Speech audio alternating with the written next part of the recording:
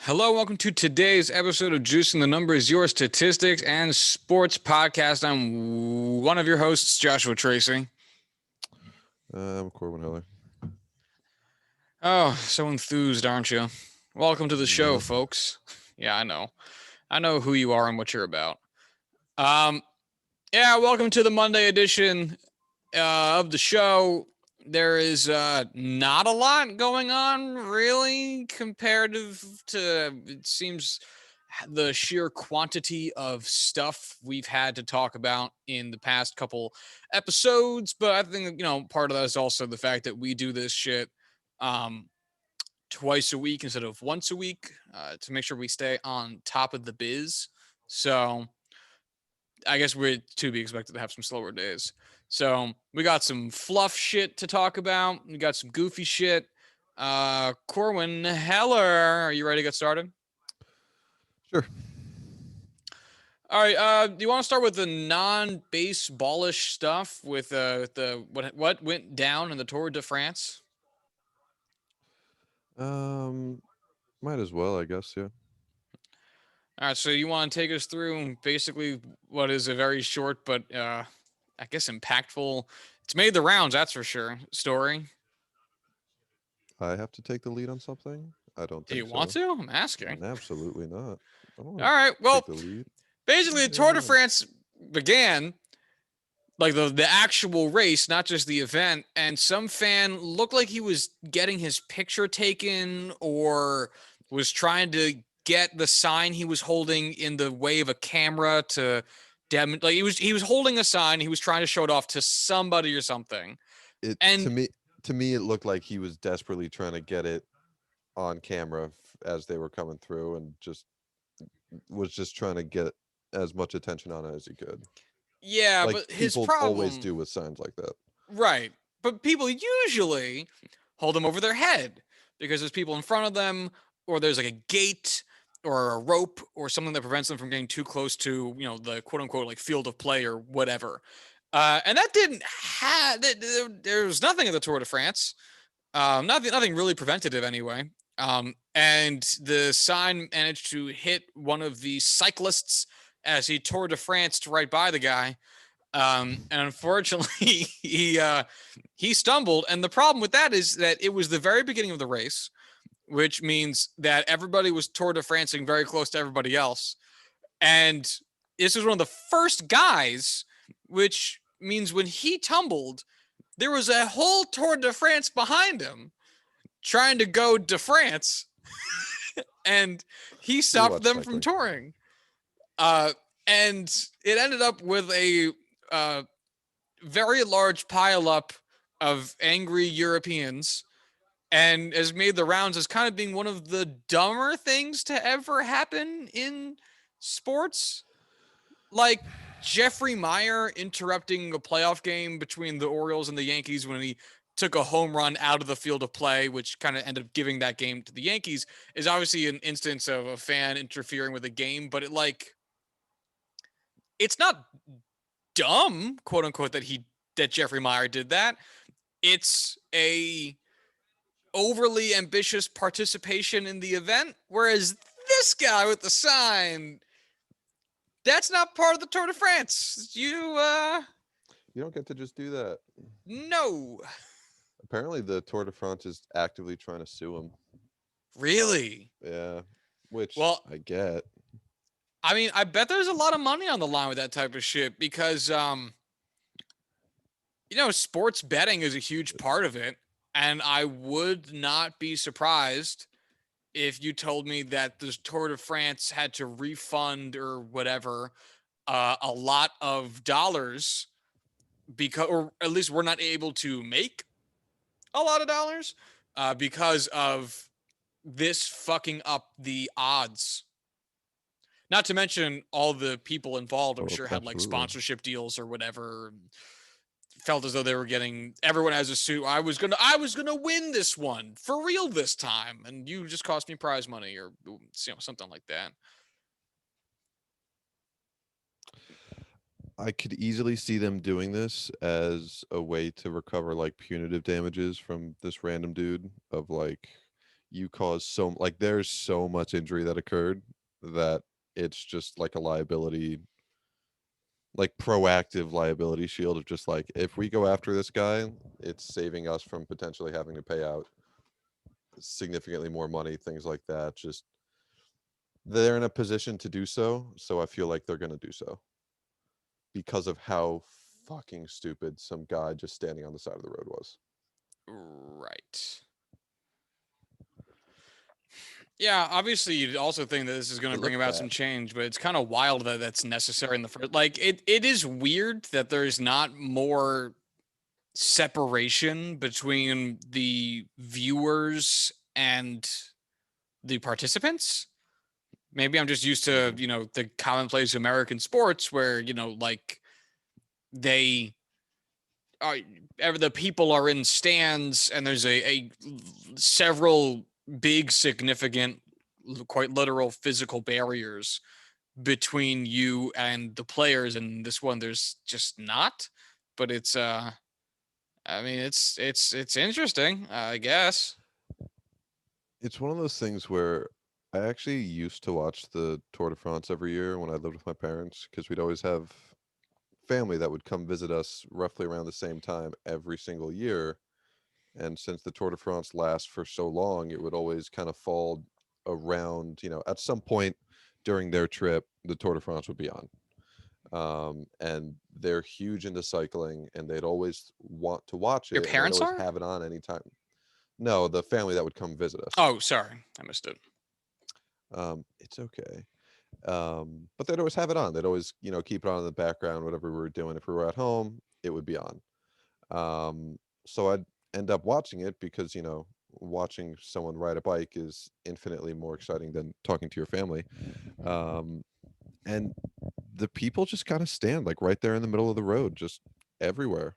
Every time they have it, every single stage of the race, like people are just there. I mean, obviously, like in the mountains, there's not going to be people lined up like that in the same capacity, but anytime they go near a village, go through a town, things like that, like it's the biggest part of their year for that like village. Yeah, and it's like It's kind of I go ahead, sorry. they do it in like motorsports too. Like you'll see like rally car races where they go through like the same kind of circuits through, not racetracks, but actual roads or backwoods tracks, and like people will just be lined up on the side of the road, and it's like, all right, with cycling there's some level of certainty that a guy going 25, 30 miles an hour can control himself enough not to careen into you.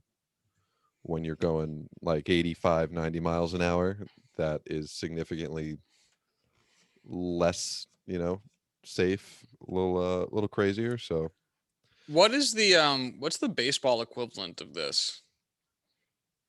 people hanging out along the third baseline, the foul lines, just like people sitting in like chairs there. But see, it's tough because those people are at direct risk of their own safety because of like a screamer foul ball. You know what I'm saying? This is such a weird thing because the guy wasn't Oh, like necessarily people, putting himself at risk, but yeah. he put the event at risk. So like in that case I would say it's the equivalent of like a fan leaning out into the field of play to catch a foul ball and like causing a player like running and like knowing where the kind of wall is where the field ends, and then all of a sudden someone being like 3 feet in front of where that's supposed to be and just careening into him and giving himself a concussion or something like that. Hmm. Yeah, it's weird. I'm not sure there's because I agree it's something like that, but the scale on which this also happened is so Right. specific because it's like it's not just you fuck because I'm also trying to think like what an NFL example of this would be because it has to fuck with like the whole game like Hmm. in a player sense, not like a score sense. Like it has to fuck with like all 100 and however many NFL players are there for Right. Or that like one event. for baseball it's a singular play. For this it's okay, this is the entire, peloton being at risk of injury. The entire what? Uh, I think it's pronounced Peloton. It's like the name of the large group of bikes. Like you'll have like the guys who are out in head like ahead of the pack. It's like the large mass of bikes that just stays in the middle of a race. Wait, is that why Peloton is called that? The Yeah, like brand? it's not the same word. But like It's close? peloton. Peloton. Peloton. Yo, wait, that makes so much sense because it's spin classes, so it's a group of people. Oh my god, that makes so much fucking sense. I mean, their treadmills kill kids, but still, it makes a lot of sense. Well, they switched over to you can't use your bike unless you have a subscription now to save the kids. Well, you can't use your treadmill unless you have a subscription, but yeah. Um, You're however right. they think You're right. that's going to work. Neato. Uh Peloton. I mean, this So it's guy, pronounced the same. It's just spelled different. oh, is it like an accent or some shit like that? Uh, well, it's spelled Peloton instead of an E. It's just an O Yeah, instead of an E, I guess. I believe so. I believe that's the big I don't know. difference. I don't have one of those bikes. I don't have that kind of money. Who So does? does this guy like ban from the Tour de France? But it's also tough because it's like if there's no ticketing available for, because like if this is an event, you can just kind of like wander to the course of. I highly doubt they can effectively ban somebody. Man, should I go Is to this the guy just top in link on shame? Google, which is the New York Post? I don't think I Oh will. God. CNN. There we go. I somewhat it's just the massive sites that I just would never genuinely want to go get news from was just the entire first page of Google. Yeah, it seems to work out that way often, doesn't it? 3 riders have withdrawn from the race um because of injury. It took 25 kilometers for the peloton to fully regroup. 25 kilometers. How Yeah, many how I many don't know. freedom units is that? No idea. Oh fuck. Well, hold on. It follows the Fibonacci sequence. So I don't know what the next number in the Fibonacci sequence would be for 25 kilometers, but I do I know that it don't follows even the follow, Fibonacci but I don't sequence. even care.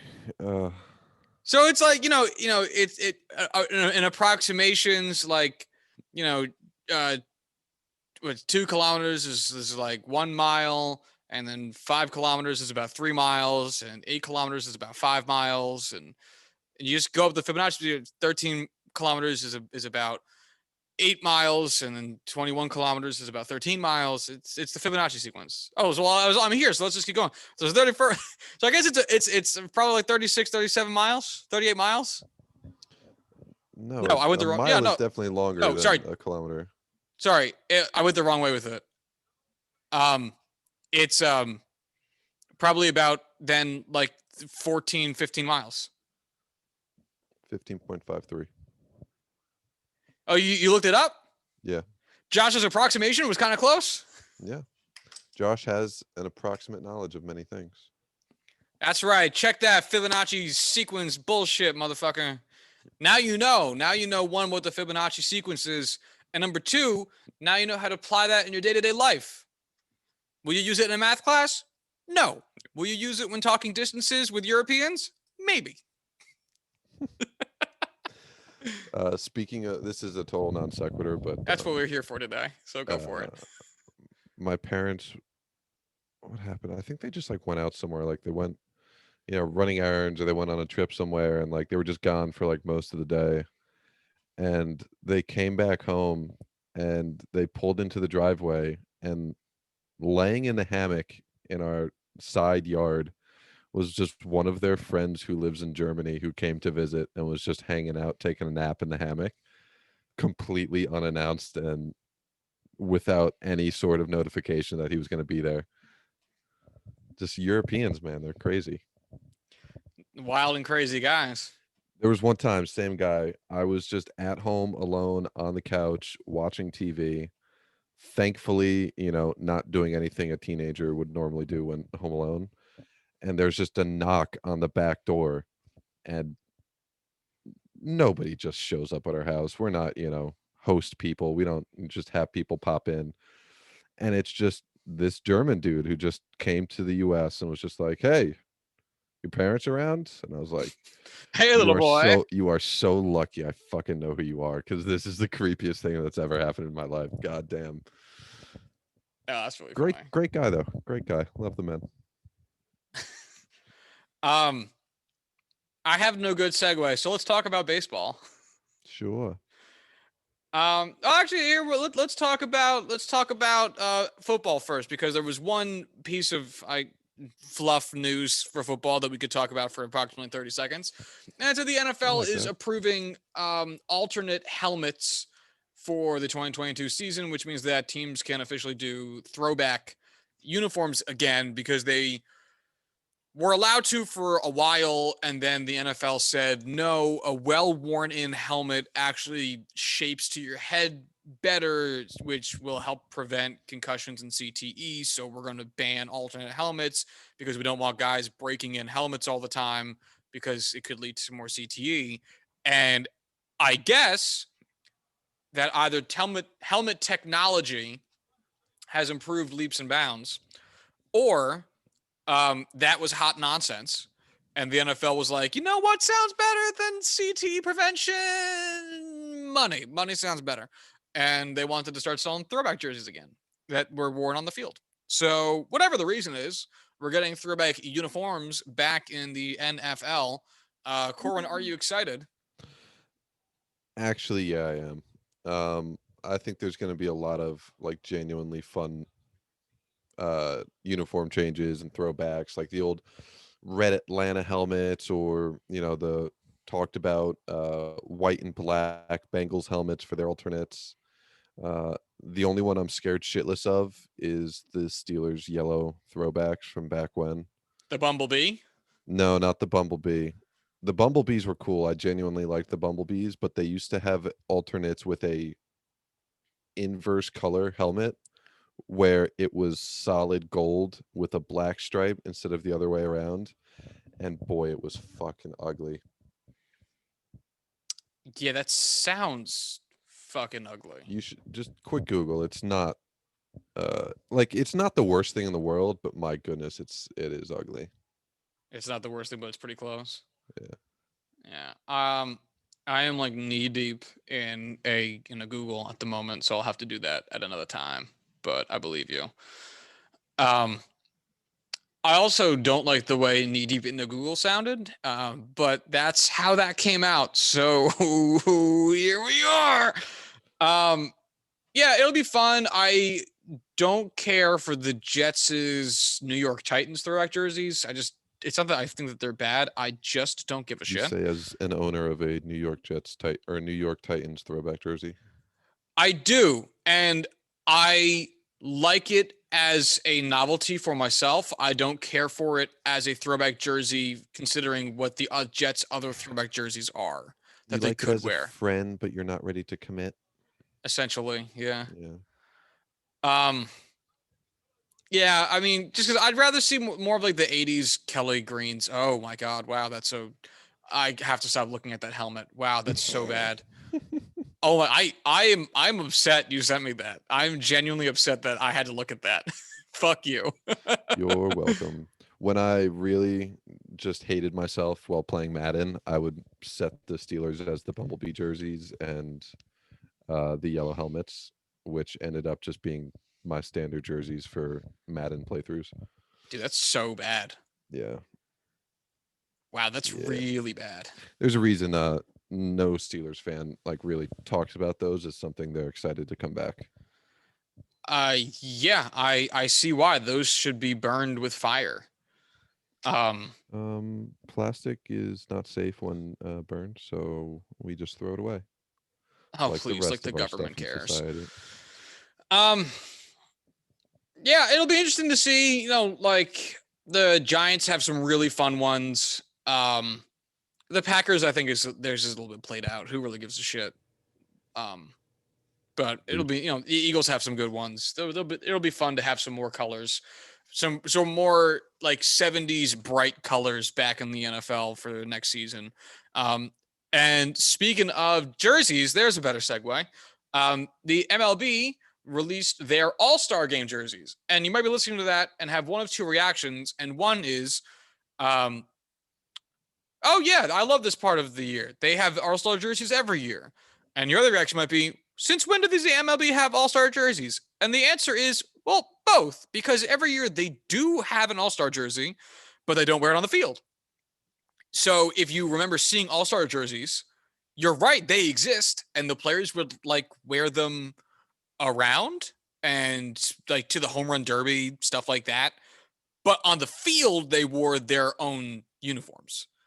And that is changing this season. This season, the All-Star Game jerseys are going to be worn on field.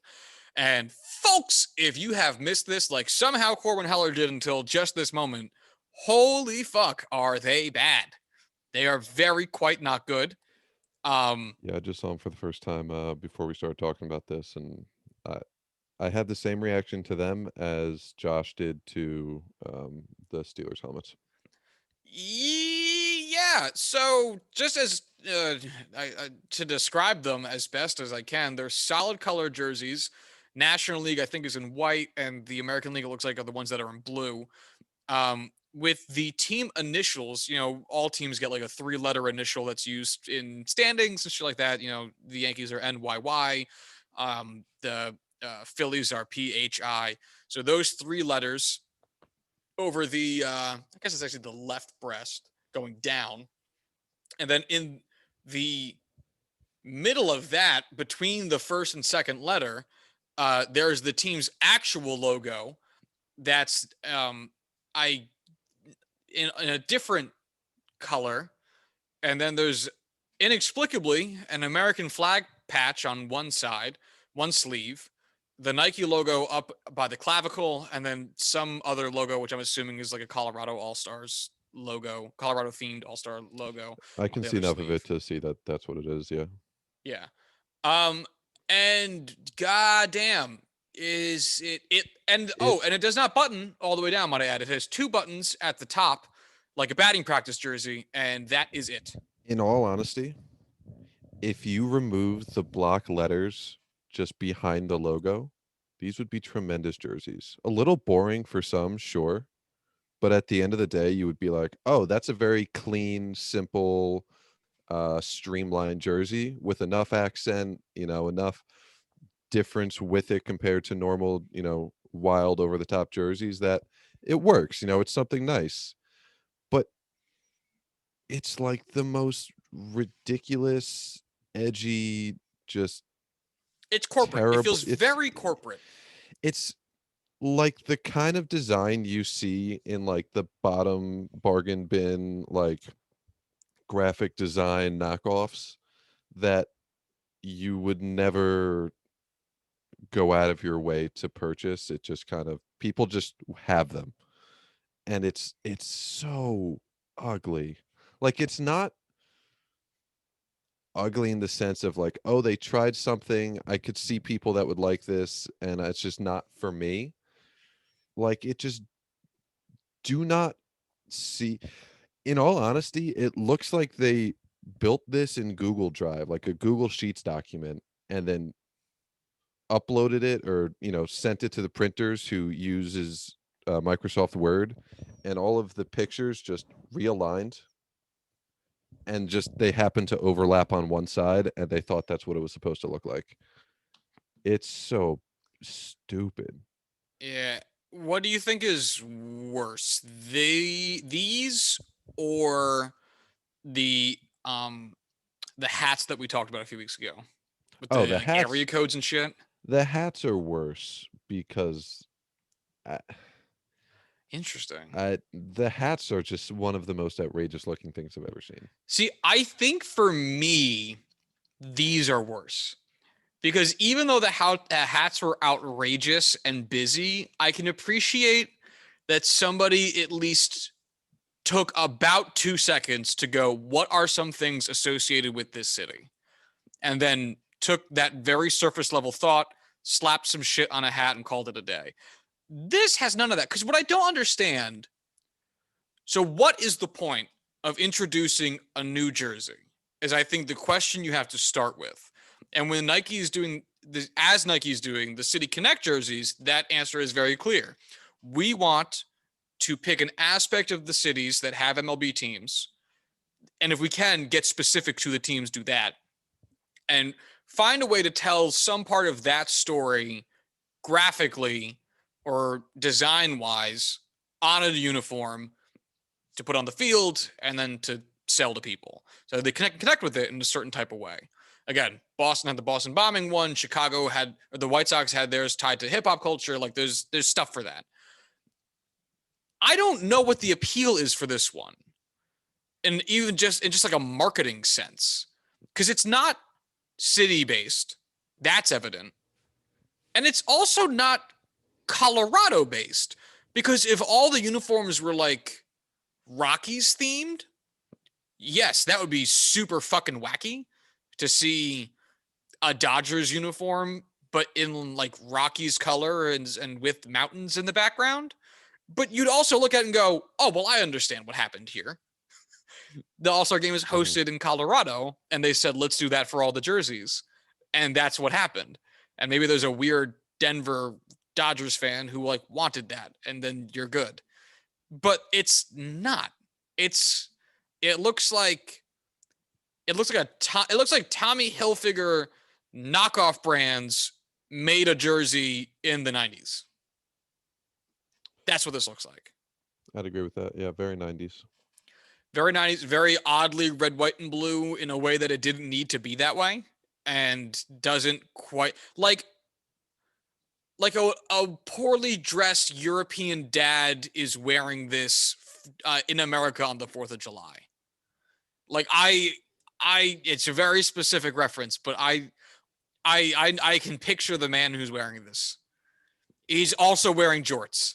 It is crazy how well, like exactly what I was trying to say with like exactly the kind of person that would wear this, like or what I was saying earlier, whatever phrase I used. This is a 4th of July USA just vomit onto a shirt type of jersey.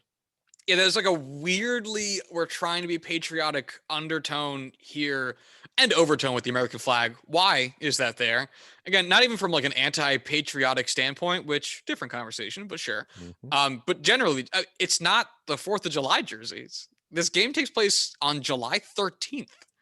It doesn't make any sense. So yeah, these suck. MLB, go fuck yourselves. Nike, do better.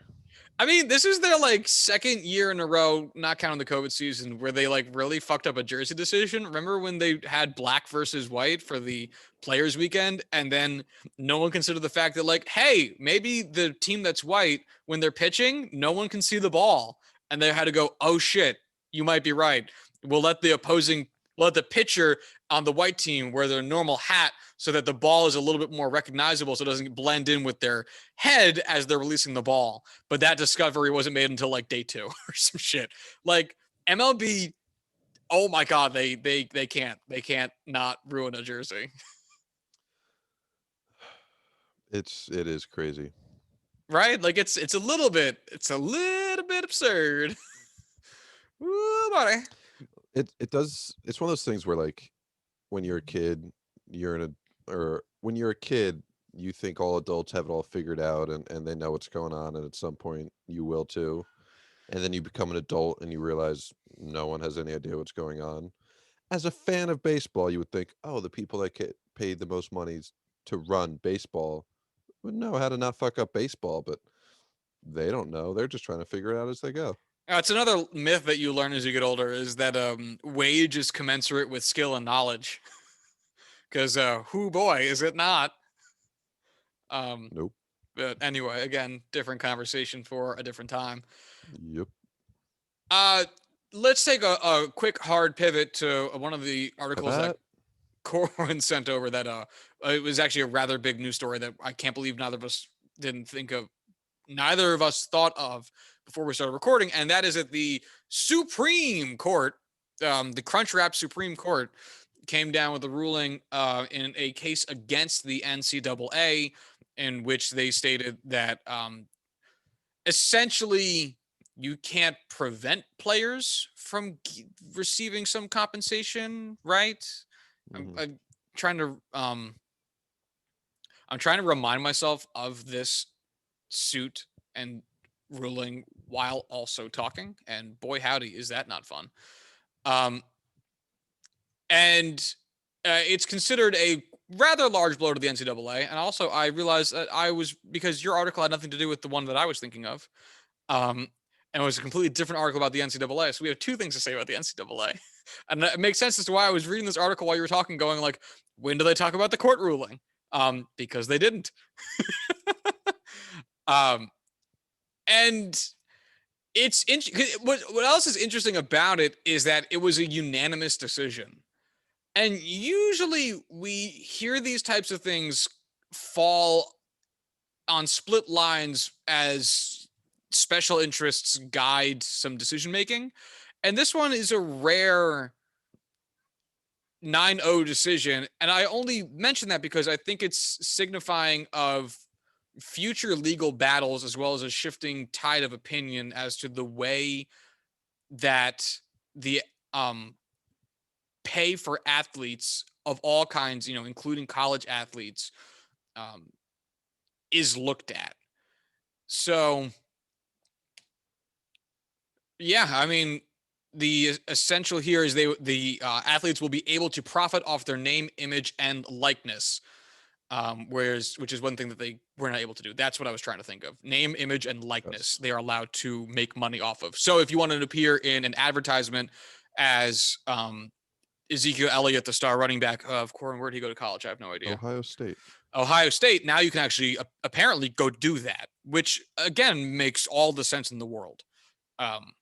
So what do you think? Um, I love it. Slash, did you First see of all, this? I did see this. Yes. Okay. Reading into it more now is just trying to catch up on the like subsequent actions from it. So the Division 1 board of directors have kind of come out and said that they're likely to grant relief from current regulations that would allow athletes to not be penalized for profiting from their name, image, and likeness in states that have these NIL regulations. And small schools can post to their websites written policy governing NIL, prohibiting payments from boosters in exchange for performance or attendance to that school. Basically, the NCAA, because of this, is like, all right, we're not gonna outright change the rules just yet, but we're gonna relax the ones that are, I guess, easiest to relax, that are directly related to this specific hearing in anticipation of further hearings and the class action suits that follow. Because that's what this is going to turn into, a class Oh action yeah. suit by athletes in exchange for money. Yes, each college athlete in the U.S. will receive about $16. That's how this is going to go. But again, we'll see. A 9-0 decision is quite the reckoning. It might lead to some more lawsuits about the manner in which the NCAA conducts itself as it pertains to the pay and compensation of college athletes. So, yeah, we'll see.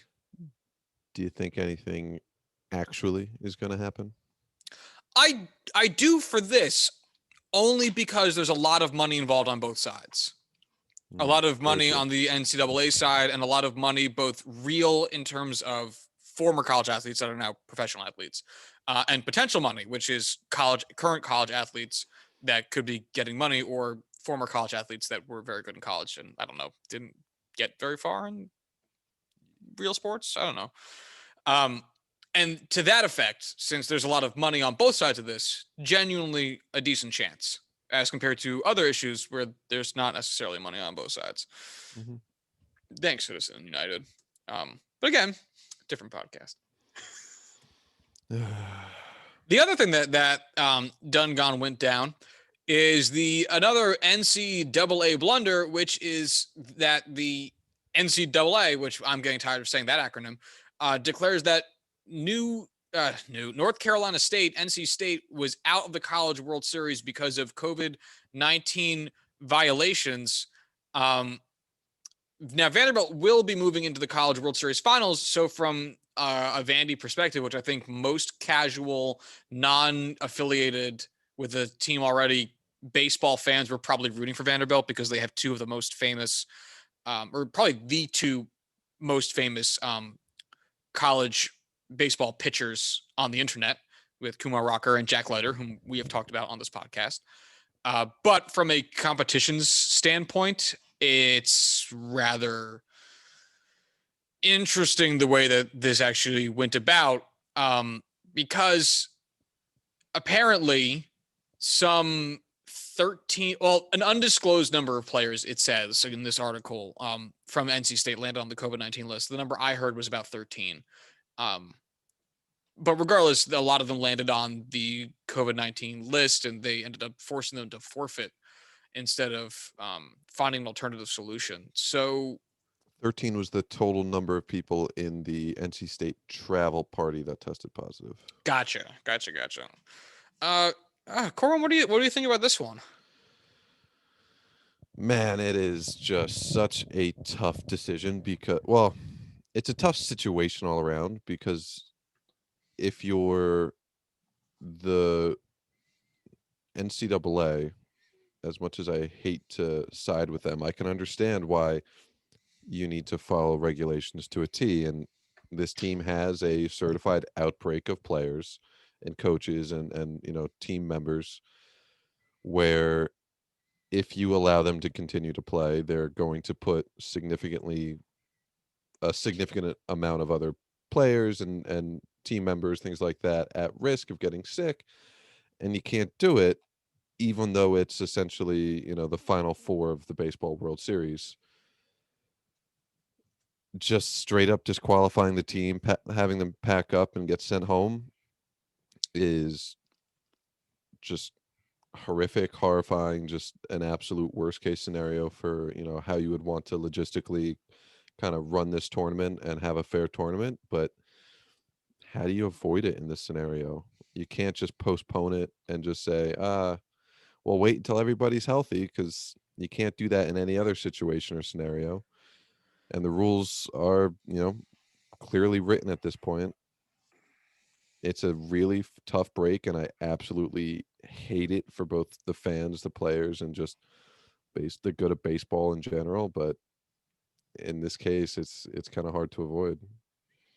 Yeah, I mean, it's going to be tough to get a true feel as to what led to this until we know more about it. Because is it that they tested positive, or is it that they broke protocol and the protocol breaking is what puts them on the COVID list? Or was it genuinely they had a certain number of kids test positive? Because that's what I haven't actually seen. I've been seeing that an undisclosed number of people made it onto the list, not that they all tested positive. I saw that it was positive tests. Mm. I'm gonna double check through this. Regardless, it's a situation I think we expected to have happened significantly more times. It came close to happening in the NFL a few times. They did some shenanigans with scheduling to avoid it, kind of, unless you were the Steelers, in which case they told you to go fuck yourself.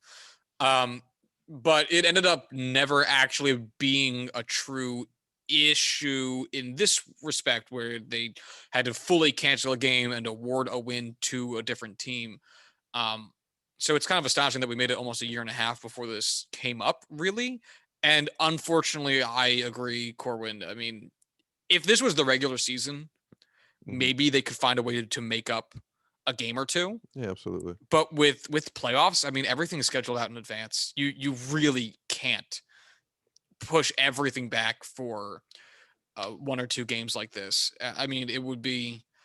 I mean, I like, could you, in a very real sense, like literally, yes, but I'm not sure. I'm not sure what the logistic weighing is there that makes that judgment, but I would assume that there are contracts in place that the breaching therein would be horrendous and largely consequential, and to the point where, for all intents and purposes, it's easier to just dish out an L and move on. So it looks like there was 8 positive tests amongst the traveling party. Um, and but again, like right there with you, it's fucking brutal all around. But people are shitting on the NCAA, so that's nice to see. Silver lining. Playbook. Um, Just watched that movie yeah, this week. and that wasn't one of the choices on choosing the big screen. You're In right. case anyone is unaware, that was not a joke. We have a podcast called Juicing the Big Screen where we talk about movies. Just FYI, throwing that out good. there. It's pretty good. Yeah. So that's the ML. That's the NCAA fucking everybody's shit up, losing court cases, disqualifying whole college athletics programs from their playoffs. What's not to love? And it's not like, NC State was like one of these teams that's always in the Final Four. Like they're not like an Alabama or Clemson. Like they were an unranked team who fought and clawed their way to reach the Final Four. And then instead of being able to kind of, fight against Goliath, they just got sent home.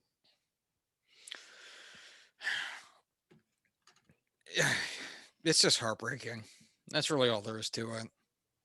But hey, maybe there's a chance that these guys from NC State can get paid now, thanks to the courts. That'll make up for it. It might there might be a dollar value attached to that sorrow for getting eliminated. I wouldn't say no to that, depending on your socioeconomic background. Oh man, I couldn't compete in the College World Series. What's that? $100,000? I think I might be okay. Anyway. Yeah, and I'm trying to think here. Like, oh, would I give up more happiness in exchange for money? And then it really comes down to like, shit, how much fucking money are we talking? Like, yeah, because we're not super wealthy people. Money can buy us a little bit of happiness. And we're also not that happy people. So how much do we got to give up? What's the exchange rate here? Yeah, I think I'm all aboard. Choo choo, motherfucker. So let's segue this over back to the MLB. The first ejection has been issued just today, yesterday. Fuck, I don't remember. This weekend's a blur. To a pitcher under the new crackdown of sticky stuff situations. That is Seattle Mariner Hector Santiago got ejected from his game. This is from 3:45 in the afternoon, so this must be today. In the fifth inning of a doubleheader against the Chicago White Sox, after his glove got inspected, he's claiming it's just rosin, but the umps took it anyway and then ejected him. And this is ultimately, I doubt it's going to be a big deal, only because there's not a good system in place for the ad hoc testing of this, which is again one of the issues we presented last time that came up last time when we talked about this, which again has been become every episode. When Joe Girardi forced Max Scherzer, or forced the umps, I guess, to test Max Scherzer or inspect Max Scherzer twice, and then asking for a third time on his way out the door, which is what do you do? And that led to this current problem, which is how do you know? Because while ejecting him for a reliever, I guess isn't the biggest deal. I mean, this is pretty low stakes as far as ejections go. It's the Seattle Mariners. Which I'm adds sorry. a whole nother layer to this. It's great. It really is. It's going to make the next history of the Mariners from John Boys. But it's the like they're not winning the division. Like if this was the Rays or the White Sox on their side of it, it might be more impactful. But it's the Mariners. It's some guy named Hector Santiago. I didn't know who that was. So this could be a good try one for them. but he's saying it's not, and you're asking like what I want to know what MLB told the umps. Like, do they just go up to the mitt and go, "It is sticky," because that seems like a horrible way to do it. But at the same time, like, are they going to put a mobile laboratory in all MLB parks right next to the fucking humidor for the baseballs? Like, what do you do? Mm-hmm. So I guess this will be a good test case for it and see how fast the turnaround time is on it. I really want it to come back as nothing, so we have to have the conversation. Well, you fucked this team over for 10 days. You suspended this guy for 10 days. You pulled him from the game. Now what? Because if the first one they test is, positive, okay, that's a victory. We stopped the cheating. Baseball is better. We won.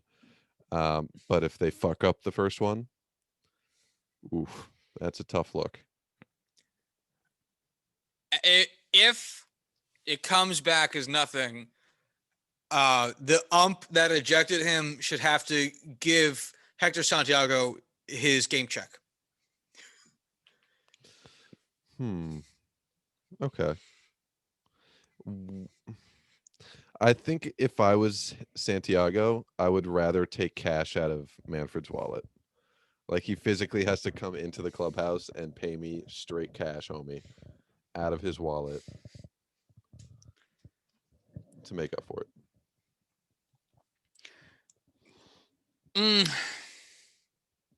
I don't know.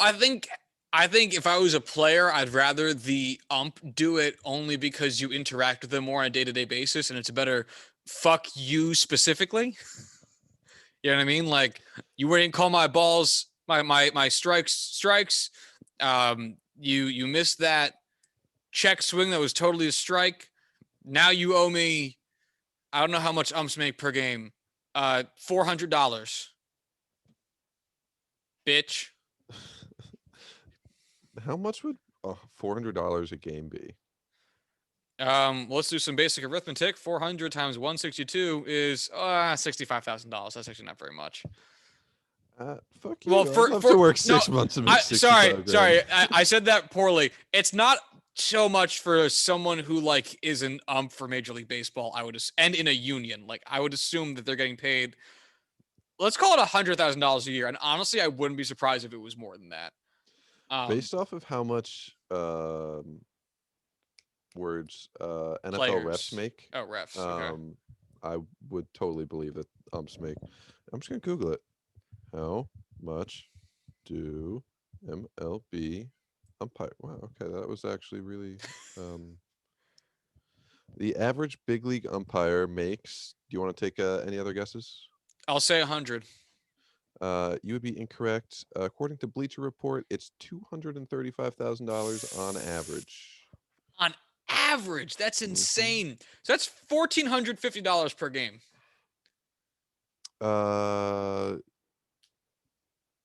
Yes. AKA more money than most of us make in a week. NFL more referees. Money than good money of us make in 2 weeks. Words. Hold on. NFL referees make on average $188,322. Well, granted, they are part-timers. Fuck off. Not anymore. NBA refs make $375,000 a year. To wear those shitty uniforms, though, I gotta pay a little extra. They're not that shitty. Yeah, they're not great. They're better than the NFL ones. I feel like the NFL ones just really fuck you because you're outside in any type of weather but have to essentially wear the same uniform. Where like NBA, you're just wearing like a tight t-shirt and some slacks. Like You're comfy reffing an NBA game. That's true. And it looks like you didn't just walk out of Foot Locker. Exactly. Fuck, what were we talking about before that? Oh, Hector Santiago. Yeah, I mean, we'll see what happens with that and we should just have a running segment now, the sticky segment. So we'll update you in the next sticky segment about what happens with that and more. I wanted to take a look as we actually managed to fill about an hour's worth of content here. I wanted to take a look, if I may, at Gerrit Cole's spin rate stuff. He set a start today against the Boston Red Sox. It did not go swimmingly. If you're a Yankees fan, I said with absolutely no pain in my heart. And it's now been, I like, seriously, like the second after his start ended, I swear to you, the second after it ended, I got an article saying, wonder if Gerrit Cole's start stuff is related to the crackdown on sticky stuff. And I didn't read it because I was too angry and had other shit to do with my day. But Like, be angry elsewhere. yeah, and other things. Why is it hot? Uh, I'm just gonna do the right thing over everything. But anyway, so I figured it might be at least worth it looking at what his spin rate numbers are over the course of the month of June, just to see. I haven't looked at these yet. I have all the pages pulled up, and I wanted to get an actual reaction from I it. actually did earlier. But go ahead. What? I actually saw these earlier. Oh, all right. Well, anyway, Bitch. so as it stands on the season, Gerrit Cole's fastball spin rate is 2,518 RPMs. Slider is 2,659. Curveball is 2,814. Changeup is 1,742. And his sinker is 2,441. Do you need to remember these numbers exactly? Absolutely not. That's just a baseline for what the average of his pitches spin rates are for the season thus far. So four-seamer, we're just going to round everything off. 2,500. Slider, 2,650. Curve, 2,800. Changeup, 1,750. Sinker, 2,450. We're keeping it light, easy, breezy, Mick Deluxe. So let's start with his most. Now, let's start with his first start of June, and that would be the game on June 3rd against the Tampa Bay Rays. And in that start, which was pre-sticky stuff crackdown, the crackdown started on the 21st of June, just FYI. And this is really pre-full-fledged conversation about the crackdown happening. So this is very much so should be within the realm of Gerrit Cole. If he's using anything, he's using something here. And his four-seam fastball spin was about 2,500. Knuckle curve was about 2,800. Changeup was about 1,750. Slider was about 2,650. And sinker was about 2,450. All very much so in line with his season average. Nothing was more than 80 spins off its standard and 80 rotations per minute when you're talking in the realm of 2,500 rotations per minute is not very many. So I'm willing to call this June 3rd start, in terms of its deviation from norm, statistically insignificant. Corwin, thoughts from you? Sure. Neato, buddy. All right, so then let's take it a game forward. That would be his next start on June 9th against the Minnesota Twins. Again, we're not in crackdown territory yet. So let's take a look. His four-seam fastball is sitting at 2,500. His slider is sitting at 2,600. Knuckle curve sitting at 2,830. Changeup at 1,870. Sinker at 2,350. A little bit up, a little bit down, kind of all over the place from average. Nothing outside of the changeup. Nothing had a bigger change than like 100 RPMs. His changeup had more spin by 128 RPMs. Everything else was 20, 30, 20, and then 92 for the sinker. But he only threw one of them. So, I mean, like, who gives a shit about that guy? And it's like, yeah all right. Okay. There's nothing here for me, really. The changeup spin being up. Some games are going to be higher. Some games are going to be lower. Anything under like 300 RPM, I don't think is really too impactful. I don't know. Do you have any thoughts here? No, not yet. Yeah, I don't think so either. Oh, just real quick, I guess actual pitching line from that game, if I can provide it for you. Scoreboard, box score, what do we think? I guess box score.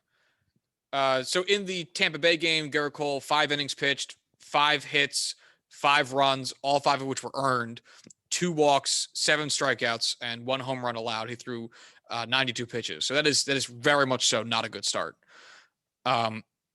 The Twins game that I just ran us through, the most recent statistics I just ran us through, Gerrit Cole went 6 innings, 5 hits, 2 runs, both of which were earned, no walks, 9 strikeouts, 2 home runs, 94 total pitches, which feels a little bit more like in line with average. Like that's a quality start with a good number of strikeouts. That feels like a good start.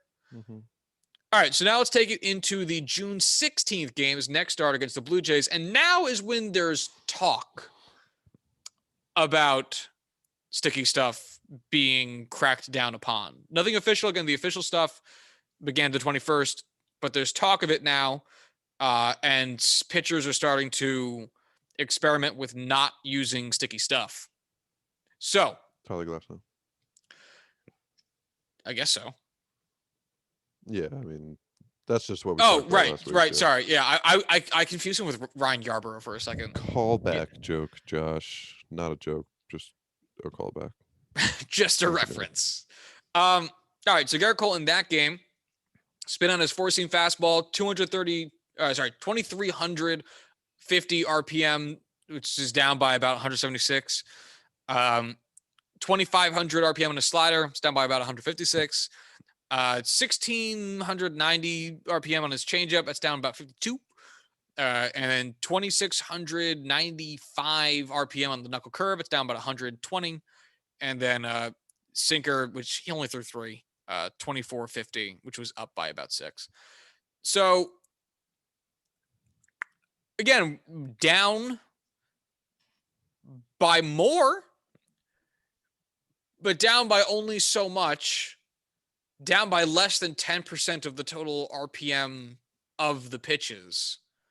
So if it becomes trend, that's not good, but in of itself, I don't think it's anything ridiculous yet. Do you? Not yet. I mean, there's enough variance week to week where it's not going to raise any alarms. And God damn, excuse me. I fully accept that Gerrit Cole is using something to some degree. Like, I'll just accept that. And I can totally expect that it's going to take a little bit for these guys to kind of get used to not having that. So I expect, this immediate drop, and then for it to kind of,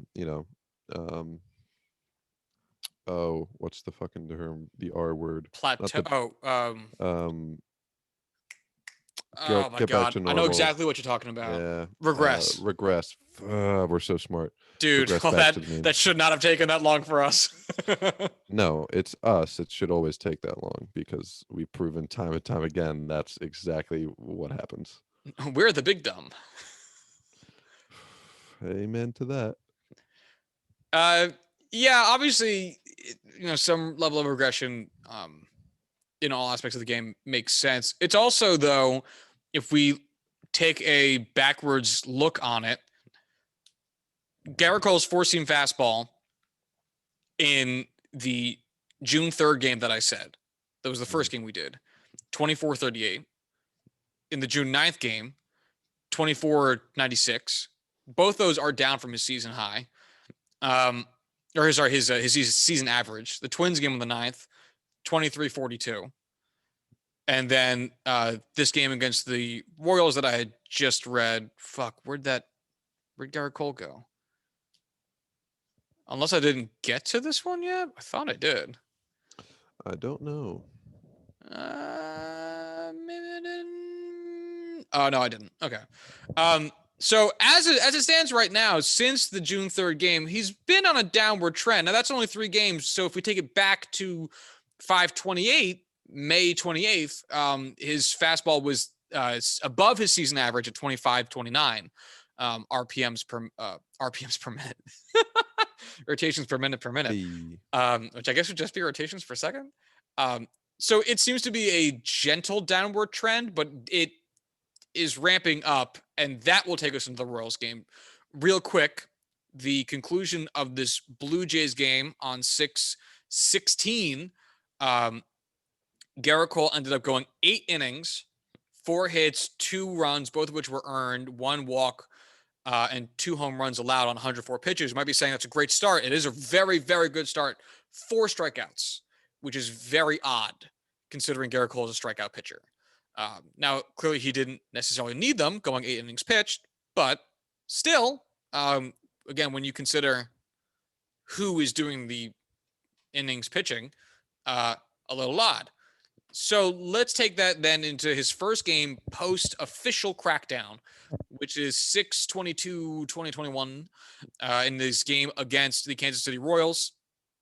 Gerrit Cole in that game had a fastball spin of about 2,290, which is down 230 points from his season average. Slider, 2,450, down 216 points from his season average.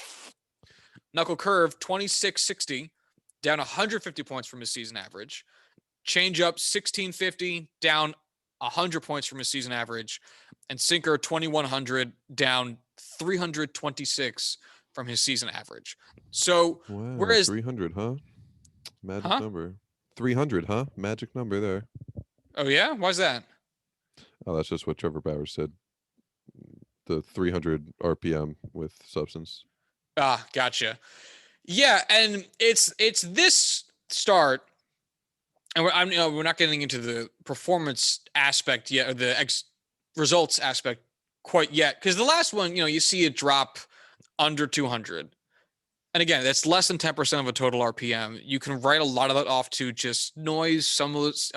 It's a season average RPM. You're going to have an RPM above that and below that. That's how averages work. And without any serious drops, you can kind of just write that off as being like a weird day or whatever day, or his season average is very high. Maybe he can't do that all the time. This start, however, there's a couple pitches that if they're not 10%, they're very close. And that sinker, granted, he only threw 2. So it's not like he threw that a bunch of times. He didn't. But that's over a 10% reduction in the total spin on his sinker. And again, even though it's only 2, to lose over 10% of your total spin that's a lot. That is significant, even if you didn't throw it very many times. It's about 15%, by the way. The next closest he came to losing 10 points on was his 4-seam fastball, which for Gerrit Cole is a bread and butter pitch, where he dropped 9.1% of his total spin from his season average on that. And so now with that level of a drop, you go, ooh, like the week before it, you're looking at 4.5% of a deviation, and 4.5%. Fuck, man, that shit is what it is. It's not a huge deal. Right. 9? Ooh, that's not pretty. No, that's what you would call crazy fucking batshit. I'm giving up. No, nope. It's definitely what you'd call statistically significant. That's what I would call it. And significant indication of the same shit we're seeing all over the rest of MLB, which is, oh shit, now I can't use the sticky stuff that I've been using all season. This is going to take a massive drop. And here we are. And now let's look at how Gerrit Cole performed in that game. 7 innings pitched, 3 hits, 2 runs, both of which were earned, 3 walks, 6 strikeouts, and only 1 home run allowed on 108 pitches, which is, once again, a quality start and a rather good one. Granted, the strikeout numbers are still a lot lower than what you would expect from a guy like Gerrit Cole, but a 6 strikeout game isn't like nothing. It's a more normal quantity of strikeouts for a guy. So it's an interesting situation in which the spin is disappearing. And we haven't gotten too much into the weeds of how that affects the vertical and horizontal movement of the pitches, because that would be so many more numbers and we'd be sitting here for so much longer than we currently are. So I'm just using spin as kind of like a catch-all for movement, because again, there's so much to do with that as you go in farther.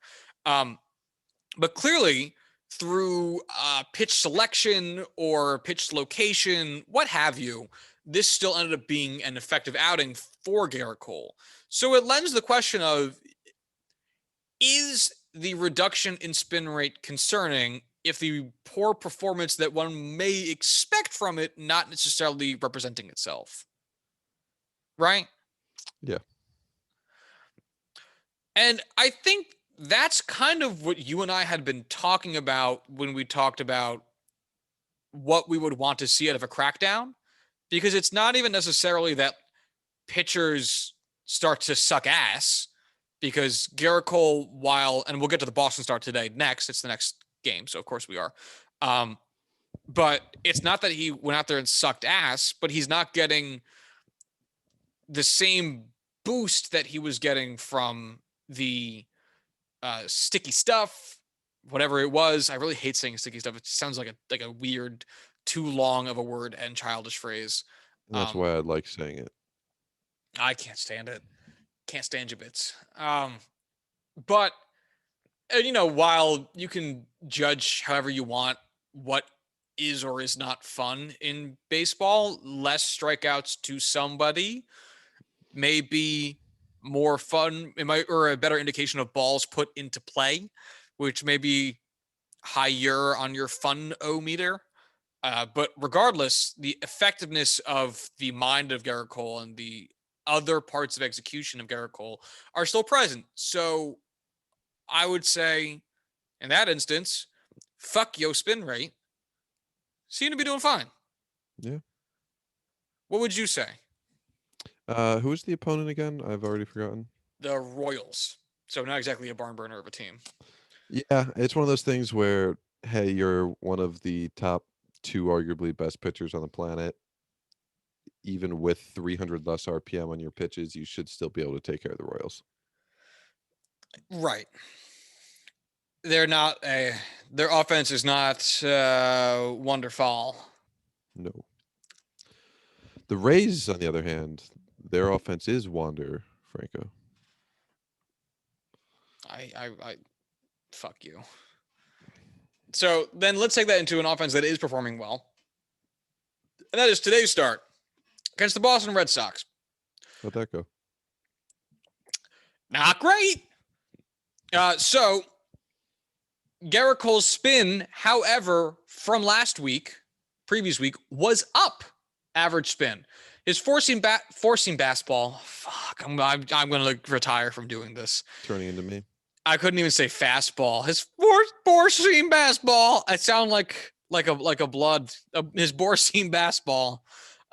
His four-seam fastball was sitting at 2450 RPM, which is the highest it had been since his June 9th game. So, I mean, 3 starts beforehand. Again, we're not talking huge a number of starts here, but still. 2450 with only 76 RPMs below his season average. His slider sitting at 2565 RPMs. It's less than 100 fewer than his season average.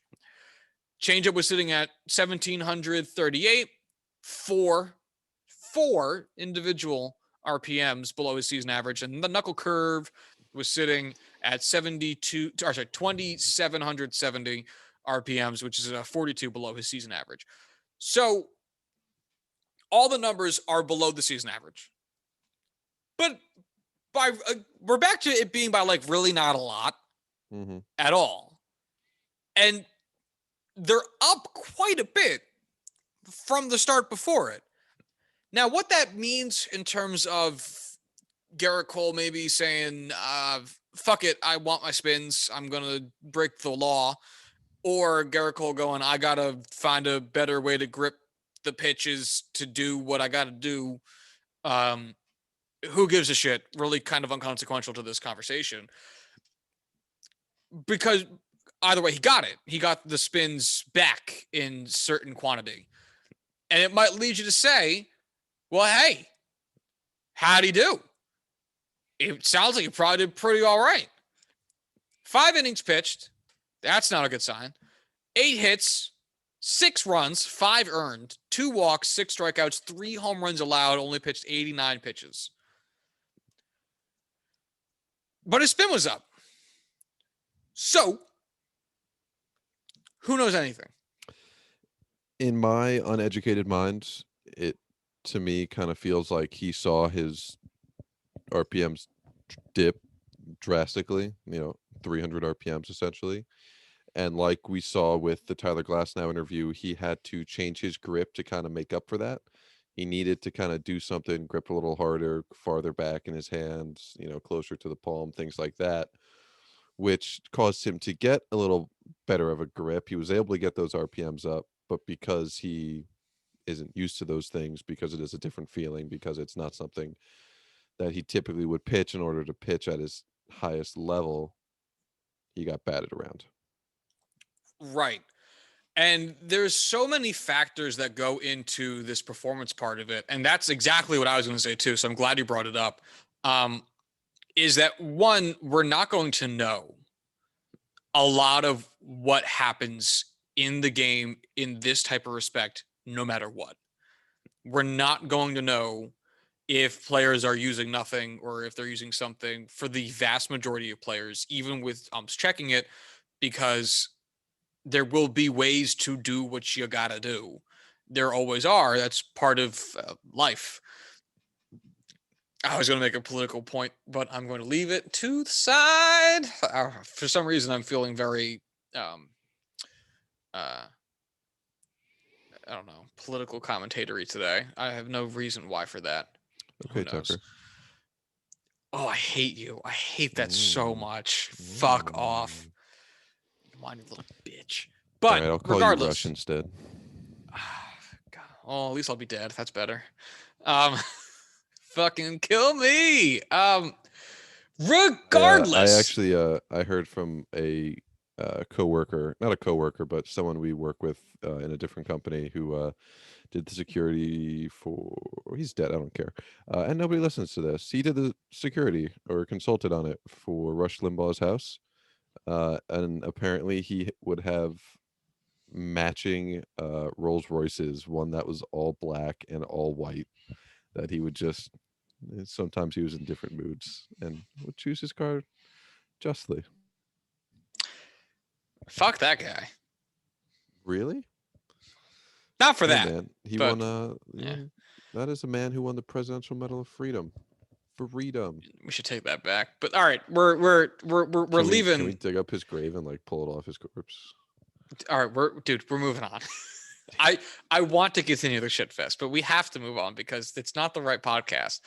Um, getting back to Gerrit Cole, and I one of the other points I wanted to make with this is I think there are two wrong assumptions that I think are getting bandied about in especially Twitter, but also in general.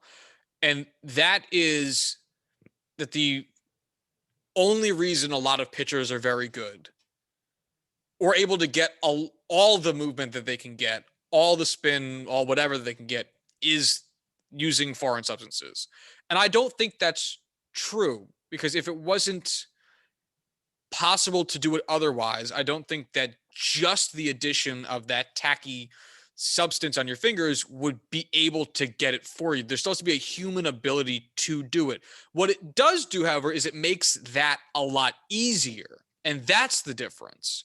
Because what we saw with this Cole start is I think what we might end up seeing with a lot of other players, which is what Tyler Glasnow said and what we're talking about right now, which is he found a way to still get a relatively similar amount of spin on his pitches than he was when he wasn't using foreign substances, but it was at a price. And for Tyler Glasnow, that price was how the muscles in his arm functioned to the point in which he tore some. And for Gerrit Cole and for other pitchers, it might not be the exposing of muscles to injury, but it might end up being at a cost of execution somewhere else within their throwing motion that results in the pitches still not moving the same, even though they might have a lot of the same spin, or at least not hitting those spots that they're necessarily expecting them to. Because if you take on my standard prop ball is missing from my desk, but regardless, if you try to throw something, squeezing the life out of it, which is what pitchers have to do now to maintain that level of spin, versus lightly gripping it, it's going to be two different experiences for even you at home. Like death gripping something and trying to throw it, no shit, is different than not doing that and just throwing it. And I think we're going to see a lot of these mixed results, and there's going to be bad starts people have where they'll have significantly lower spin rates, and people are going to go, well, that's why. And I don't think it's going to be as linear as that. I don't think it's going to be as one-to-one as that. And really, these last two Gerrit Cole starts is that picture. Colossally lower spin rate, still had a rather good outing. His last start. This start, spin rates dramatically improved from his previous outing, got absolutely fucking demolished. And it's that type of non-linear progression with how pitching is going to be for the season that I think is going to be probably the most interesting on-field storyline that we're going to have, because it's something that we will never really know the answer to, because there's too much room for players to get in trouble to share that. So it's going to be interesting. Because like Gerrit Cole wouldn't come out and be like, oh yeah, today I just like put a little bit of spider tack on my forearm or some shit like that. Like he's not going to do that even if it's true.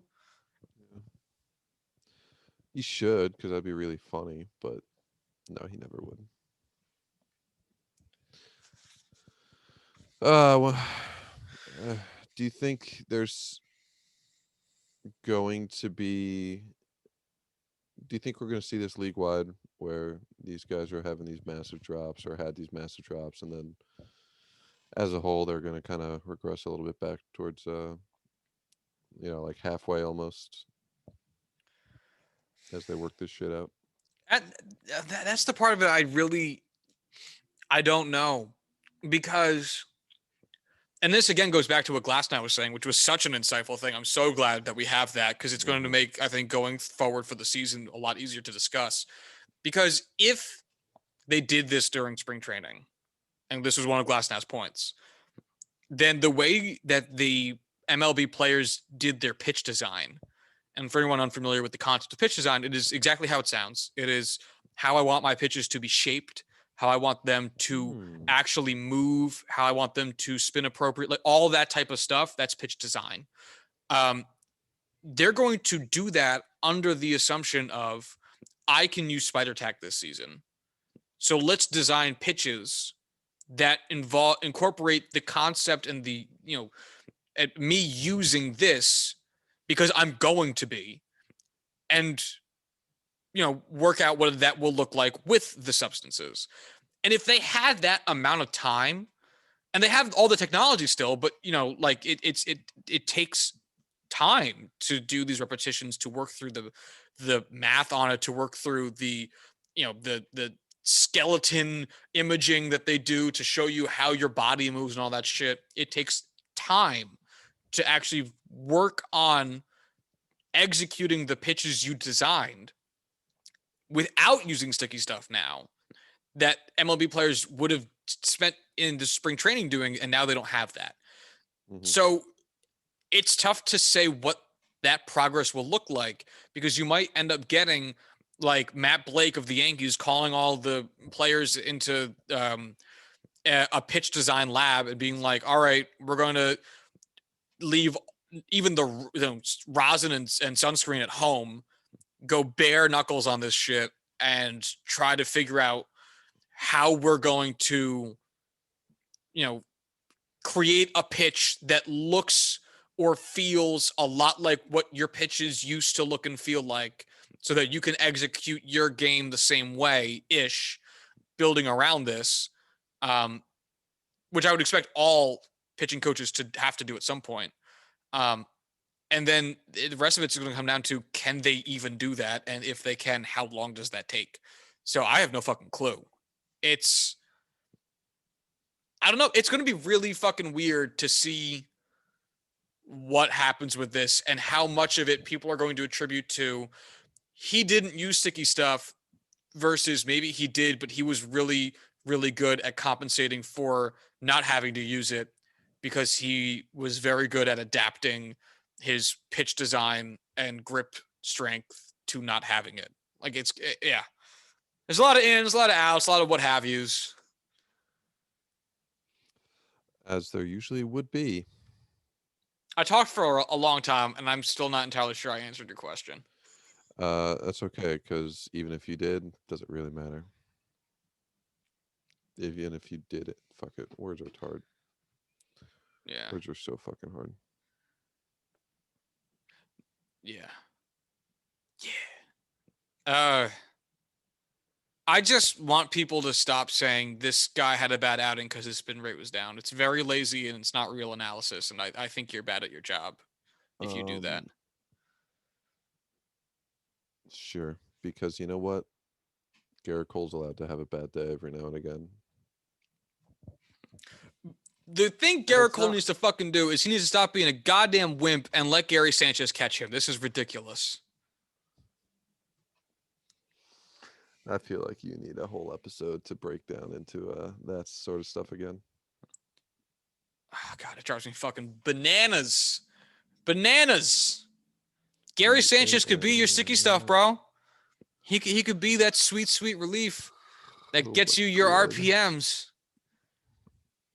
You're insane. I love Gary. I know you do. Loved him this whole time. Never stopped. Wore my Sanchez jersey all the time. Real one. Yeah. I got that shit in 2017. I was ready. I'm proud of you, buddy. I love Gary Sanchez. Anyway, actually, I think I got it in 2018, like during a down season. Yeah. Anyway. Yeah. We came into this episode having planned almost nothing to talk about and managed to talk for well over an hour. So, Corwin, you got anything else before we get out of here? No. All right. Well, if you want to follow the show on Twitter, you can do so at JuicingPod. If you want to hit up Corwin on Twitter, Corwin on Twitter, you can do so at Corwin Heller. If you'd like to follow me on Twitter, you can do so at Joshua D. Tracy. If you'd like to follow the show or send the show emails, you can do so at juicingthenumbers@gmail.com. And until Thursday, in which Corwin and I will be together at the Yankees versus Angels game Thursday, motherfucker. See y'all there. If you're going to be there, hit us up on Twitter. Let us know. We'd love to say hi as we root for different teams. But until Thursday, y'all have a good one. Bye.